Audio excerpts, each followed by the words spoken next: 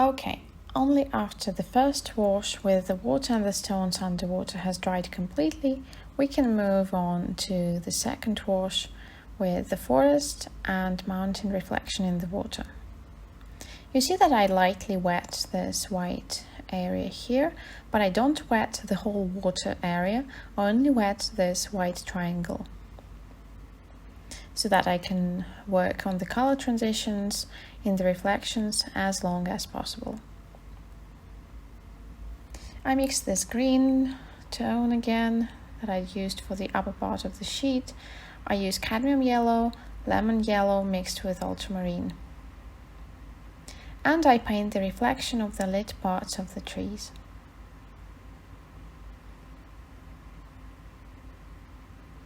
I don't make it too dark for now, I just show these light areas.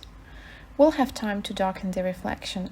For now it's important that we show these lit vertical lines of the reflected trees.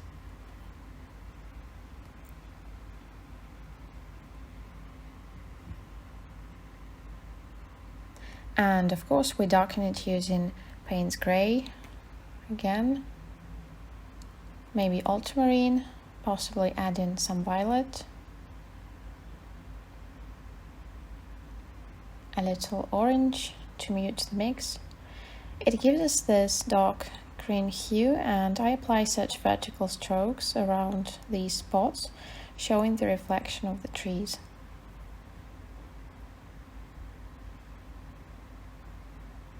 As I wetted the area, I got myself additional time to work with this area more in detail. I'll remind you that I didn't wet the whole sheet, and the outline of the reflection will be sharp, and I'll later use a fine brush to make adjustments to it on dry. I'm adding more Payne's Grey. We can even add a little maroon. Consider your situation. Here maroon helps to darken and not to show some red hue there, and we can use a fan brush and go in horizontal strokes to blur it, and also show ripples on water.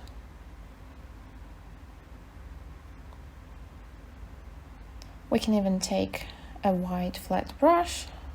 These bright yellow spots shouldn't be numerous, we see just a few in the reference. So we surround these bright yellow spots with the dark spots of the reflecting dark shadow trees.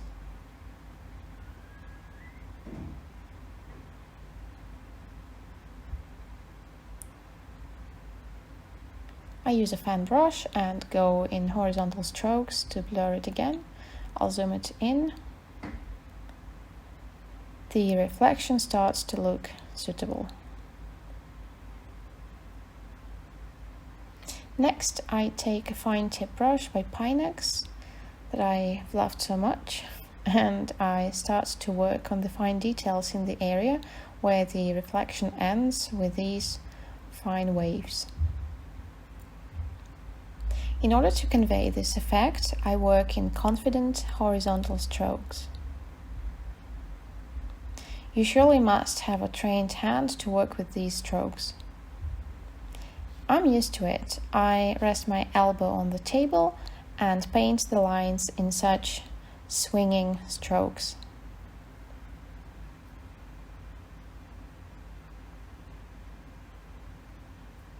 We can add more yellow pigment and see how it incorporates into the wash softly, pushing the dark pigments around it, and the yellow lines are well visible.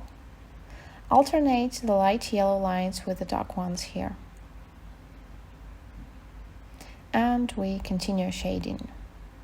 Those of you familiar with academic drawing know what shading is, but if you don't succeed with it for now, I suggest that you take a spare piece of paper and try and shade it. That's if you don't feel confident. I take a darker pigment with added Payne's Grey,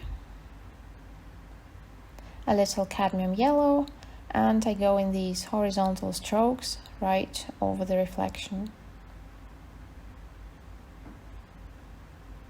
This movement adds the feel of ripples on water. Horizontal lines are common in a reflection.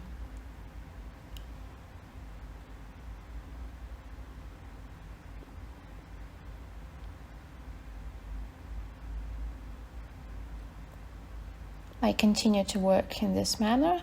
I approach the boundary of the wash, and that area is starting to dry. It shouldn't be completely dry. I take a bigger brush and continue to cover this area, simultaneously adding fine wave lines there.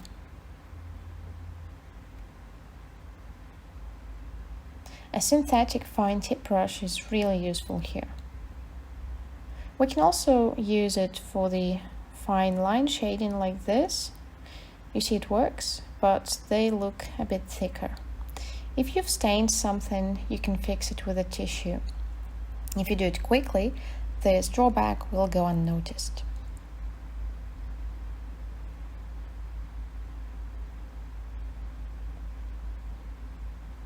We have to work pretty fast here.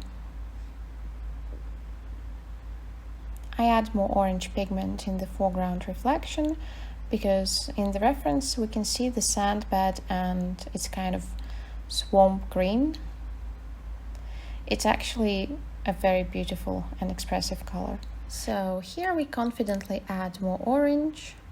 We can also add Naples yellow, but we should remember that in order to look more realistic, the reflection must be darker in tone than the nearby water with the reflecting sky. You can also use a fine rigger brush to do this shading. I take a lemon hue on purpose and paint these lines. You can see how the yellow pigment pushes away the dark pigments nearby.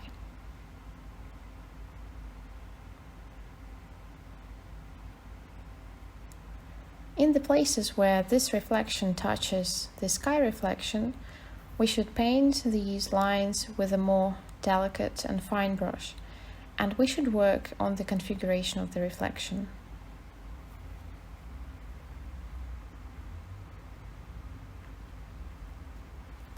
Next, I take a regular squirrel brush, approximately number 3, and we must remember that the place where the forest reflection hits the water, we see the sand bed clearly. And we also see the stones there. They're just different, more green in tone. Look at the reference carefully. And here I also don't paint the stones themselves. I paint the space between them, applying these dark lines. This way, I separate the stones from each other.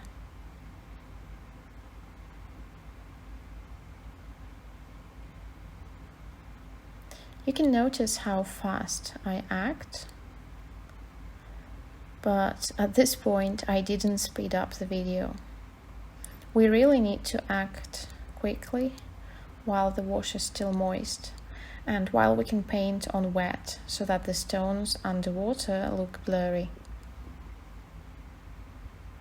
I continue to take the wash downwards. I see that the reflection here is this olive green in tone, and we'll need to add these dark lines into it here to show the underwater stones. If we need to incorporate a pigment into a ready wash, we remember that the brush mustn't contain too much water. We take as much pigment as possible and incorporate this dark pigment into the wash. And extra water wouldn't allow us to paint such sharp lines. And of course we remember about the fan brush and that we can sweep some things that look too sharp. You surely feel how your work develops, when exactly you need to do it.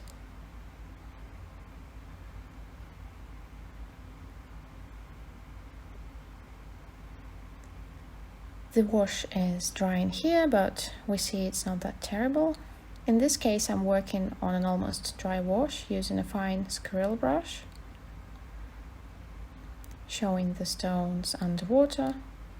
I blur excessively sharp boundaries myself using clean water, and we see that the resulting effect is quite good.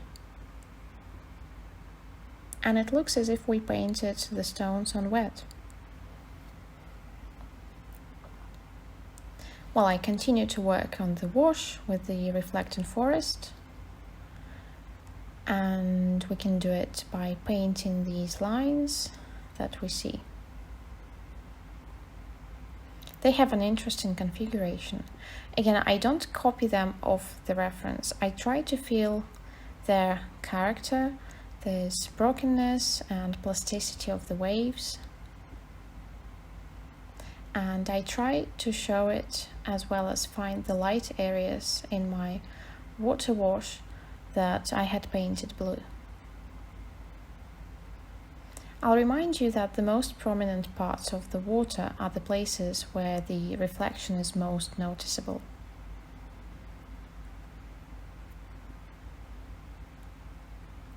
This fine brush is really convenient for the reflections.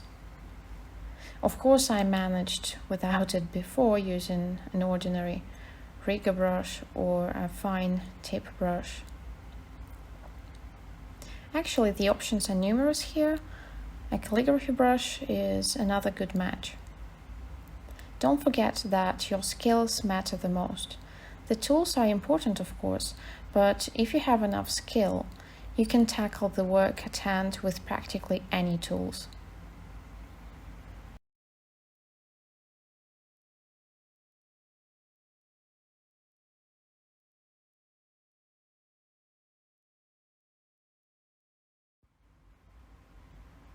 Here I'm working more slowly, no need to hurry. The reflection wash has dried and I'm adding these plastic elements in the form of the reflections on the waves.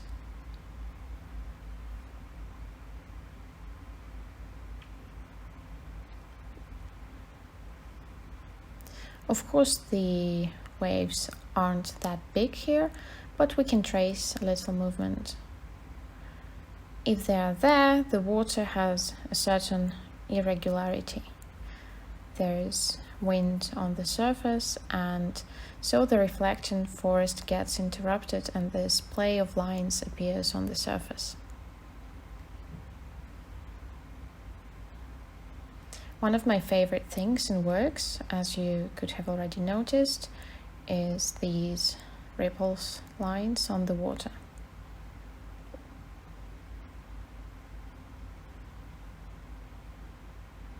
Note that I don't work with one color only.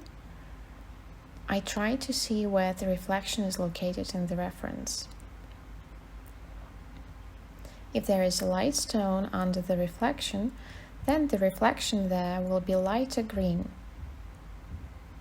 But if the reflection overlaps with the shadow on a stone or a gap between the stones, then I use a darker tone and add Payne's Gray to it. At the beginning, you may find it difficult to work with different tones in the reflection. If you paint everything in one color, it will look pretty good too, but you should remember that the reflection has this play of colors and the brightness level differs too.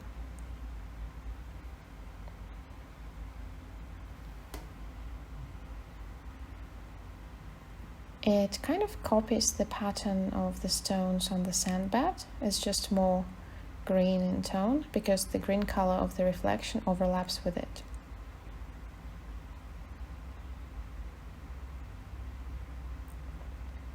We can compare it with this transparent green glass that we place over the sandbed and stones. And we place a blue glass on the local color of the stones in the place where the sky is reflected. And in the places where the green forest is reflected, the color becomes dark green. It's like this bottle color. The pattern of the stones stays the same, pay attention to the reference.